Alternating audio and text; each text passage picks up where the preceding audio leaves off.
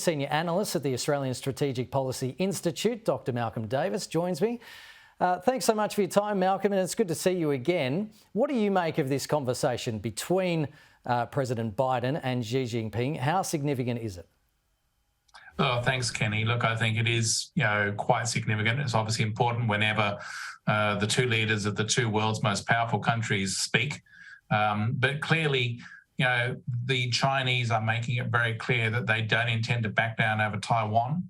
And at the same time, we need to make it clear to China that really it's up to the Taiwanese people to determine their own fate. The vast majority of the Taiwanese people do not want unification with China. They want to maintain the status quo. There's a small minority that seek independence. But clearly, I think under Xi, China is determined to take Taiwan and essentially annex it.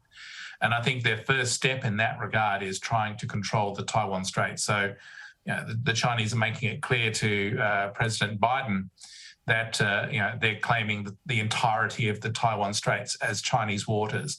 That's unacceptable. What does America gain by sending Nancy Pelosi to Taiwan? And if that were to happen, what do you think China's response would actually be? Look, I think it's important that she go because essentially if she doesn't go, then the Chinese have effectively coerced the second in line for the Oval Office into backing down on what is her right to decide her own travel plans. And more broadly, they've coerced and forced the United States into a humiliating backdown over its relationship with Taiwan. Nancy Pelosi going to Taipei sends a strong message to Taiwan and to the region that the United States is not going to sit by and watch a Western liberal democracy of 24 million people be essentially forcibly incorporated into an authoritarian state like China. And I think that President Biden has already suggested personally that he feels that Taiwan should be defended. His White House staff, sadly, walked that back. But I think that the period of relying on strategic ambiguity, whereby the US doesn't really make it clear what their response would be in the face of a Chinese attack on Taiwan, needs to come to an end.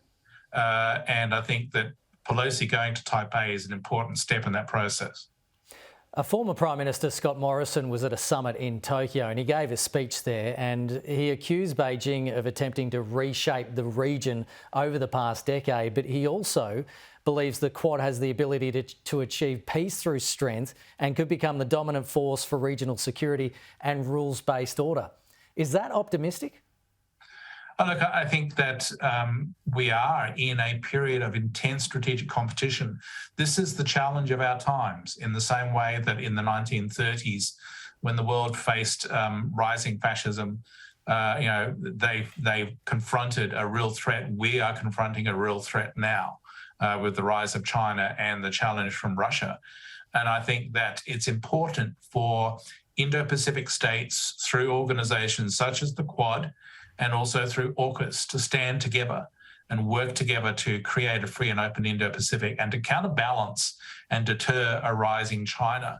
Because if we don't, if we lose resolve and China can essentially assert its own hegemony, then the future that we face is far more dangerous and darker than what would be the case if we are in a free and open Indo-Pacific where every state is considered equal under the law with equal rights. Malcolm Davis, thanks so much for your time.